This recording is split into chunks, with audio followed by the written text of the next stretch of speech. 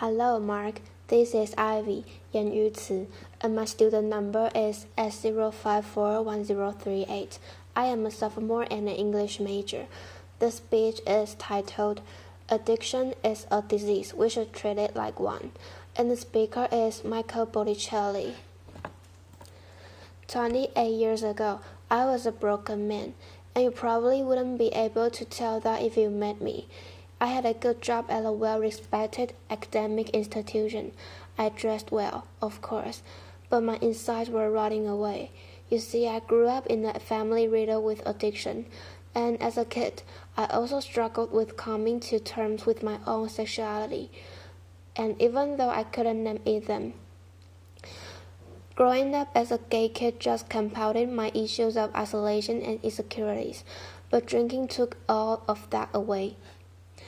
Like many, I drank at an early age. I continued to drink my way through college, and when I finally did come out in the early 1980s, about the only places to meet other gay people, to socialize, to be yourself, were gay bars.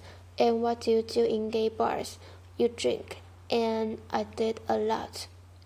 My story is not unique.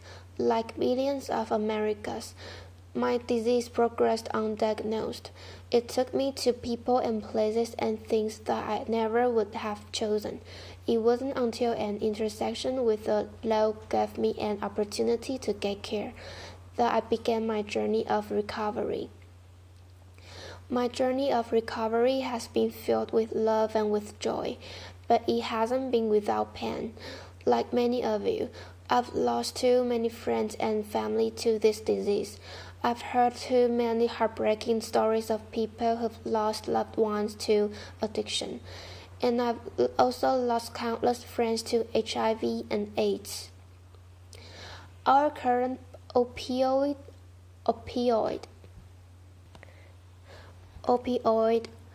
epidemic and the AIDS epidemic tragically have much in common. Right now, we are in the midst of one of the greatest health crises of our time. During 2014 alone, 28,000 people died of drug overdoses associated with prescription drugs and heroin. During the 1980s, scores of people were dying from HIV and AIDS. Public officials ignored it. Some wouldn't even utter the words. They didn't want treatment, and tragically, there are many parallels with our current epidemic. Some called it the gay plague. They called it for quarantines. They wanted to separate the innocent victims from the rest of us.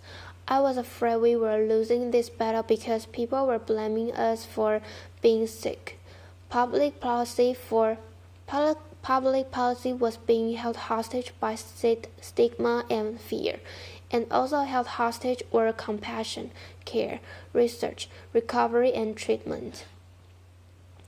But we changed all that, because out of the pain of those deaths, we saw a social and political movement.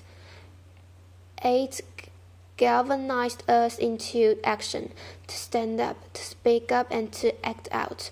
And it also galvanized the LGBT movement. We knew we were in a battle for our lives because silence equaled death. But we changed, and we made things happen.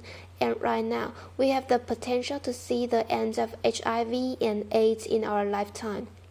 These changes came in no small part by the courageous, yet simple decision for people to come out to their neighbors, to their friends, to their families, and to their co-workers. Years ago, I was a volunteer for the NAMS project. This was an effort started by Clive Jones in San Francisco to show that people who died of AIDS had names and faces and families and people who loved them. I still recall unfolding the AIDS memorial quote on the National Mall on a brilliant day in October 1988. So fast forward to 2015, the Supreme Court's decision to strike down the ban on same-sex marriage. my husband, Dave, and I walked over the steps of the Supreme Court to celebrate the decision with so many other people. And I couldn't help but think how far we came around LGBT rights and yet how far we needed to go around issues of addiction. When I was nominated by President Obama to be his director of drug policy, I was very open about my recovery and about the fact that I was a gay man. And at no point during my confirmation process, at least that I know of, did the fact that I was a gay man come to bear on my candidacy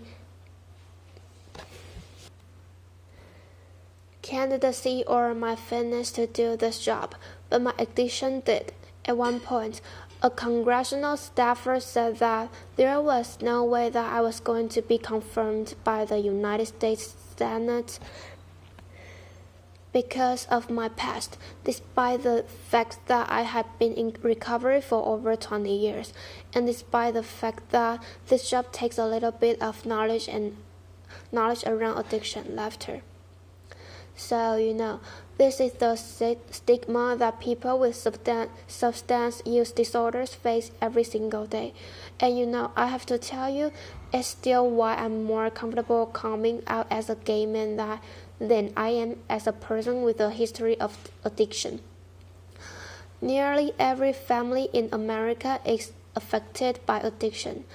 Yet, unfortunately, too often, it's not talked about openly and honestly. It's whispered about. It's met with derision, and scorn. We hear these stories time and time again. On TV, online, we hear it from public officials. And we hear it from family and friends. And those of us with an addiction, we hear those voices, and somehow we believe that we are less deserving of care and treatment. Today in the United States, only 1 in 9 people get care and treatment for their disorder. 1 in 9. Think about that. Generally, people with other diseases get care and treatment. If you have cancer, you get treatment. If you have diabetes, you get treatment. If you have a heart attack, you get emergency services, and you get referred to care. But somehow people with addiction have to wait for treatment or often can't get when they need it, and left untreated. Addiction has significant, dire consequences, and for many people that means death or incarceration.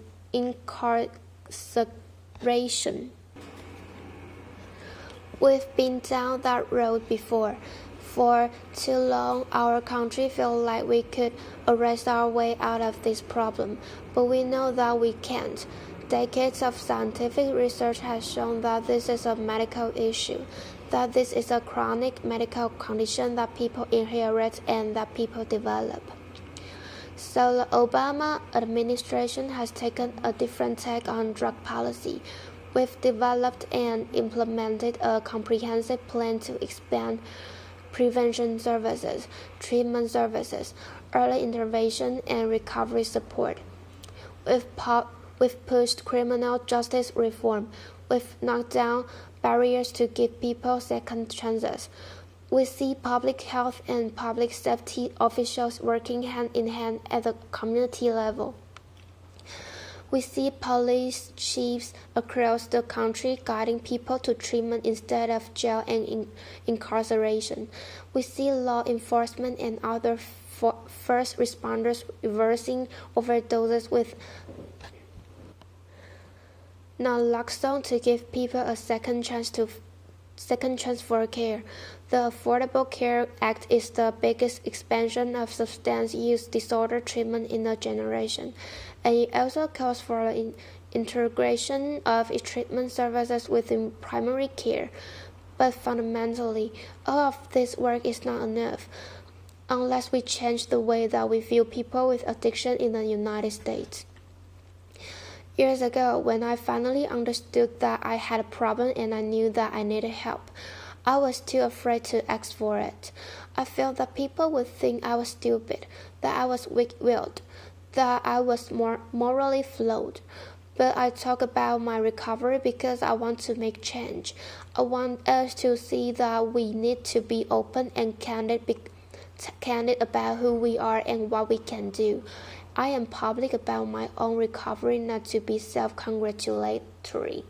I am open about my own recovery to change public opinion, to change public policy, and to change the course of this epidemic and empower the millions of Americans who struggle with this journey to be open and candid about who they are.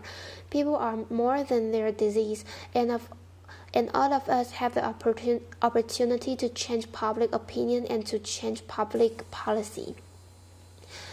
And all of us know someone who has an addiction, and all of us can do our part to change how we view people with addiction in the United States. So when you see someone with an addiction, don't think of a drunk or a junkie or an addiction or an addict or an abuser. See a person. Offer them help. Give them kindness and compassion. And together we can be part of a growing movement in the United States to change how we view people with addiction. Together we can change public policy. We can ensure that people get care when they need it. Just like any other disease, we can be part of a growing, unstoppable movement to have millions of Americans enter recovery and put an end to this epidemic. Thank you very much. Applause.